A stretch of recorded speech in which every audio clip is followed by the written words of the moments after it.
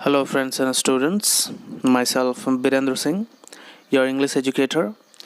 Once again, I welcome you to my YouTube channel, that is BS Learning Forum. Today, I have come with a new topic, and this is the discussion of the poem in Class 10, West Bengal Board of Secondary Education. Its name is Fable. So, here, first of all, I'll read this poem in English, and then after, I'll explain this one in Hindi.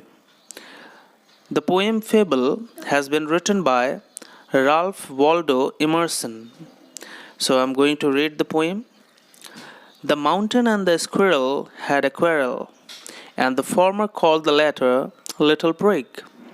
Bun replied, "You are doubtless very big, but all sorts of things and weather must be taken in together to make up a year and a sphere, and I think it no disgrace to occupy my place. If I am not so large as you, you are not so small as I, and not half so spry.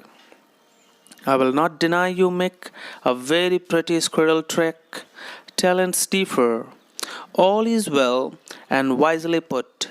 If I cannot carry forests on my back, neither can you crack a nut."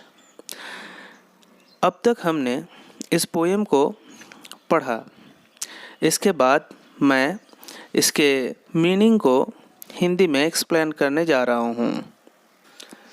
इस fable शीर्षक कविता में हम देखते हैं कि एक पर्वत और एक गिलहरी के बीच में तकरार हुई है।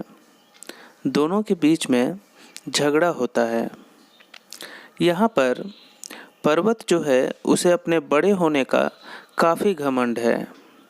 वह ऐसा सोचता है कि आकार में बड़ा होने की वजह से वो बहुत ही शक्तिशाली है और उसके जैसा कोई भी नहीं है। इसी अहंकार में डूबकर पर्वत गिलहरी को एक तुच्छ वस्तु समझता है और उसे लिटिल प्रिग कहकर पुकारता है। इस पर यह छोटा सा जीव यानी गिलहरी उत्तर देती है कि हो सकता है कि आप बहुत बड़े हो, लेकिन किसी भी बड़े चीज़ को बनाने के लिए छोटी छोटी इकाइयों का इस्तेमाल होता है। जैसे एक पूरे वर्ष को बनाने के लिए बहुत सारे ऋतुओं को मिलाना पड़ता है और 365 दिन को मिलाना पड़ता है। एक दूसरा उदाहरण हम ले सकते हैं। एक बड़े घर या महल का निर्माण भी छोटे छोटे ईंटों से मिलकर होता है। और साथ ही साथ यहाँ पर गिलहरी यह उत्तर देता है कि अगर मैं छोटा भी हूँ तो छोटे होने में कोई गुनाह नहीं है और ना ही यह किसी तरह से अपमान का विषय है। अगर मैं तुम्हारी तरह बड़ा नहीं हूँ तो तुम भी मेरी तरह छोटे नहीं हो और ना ही मेरे जैसे फुर्तीले हो।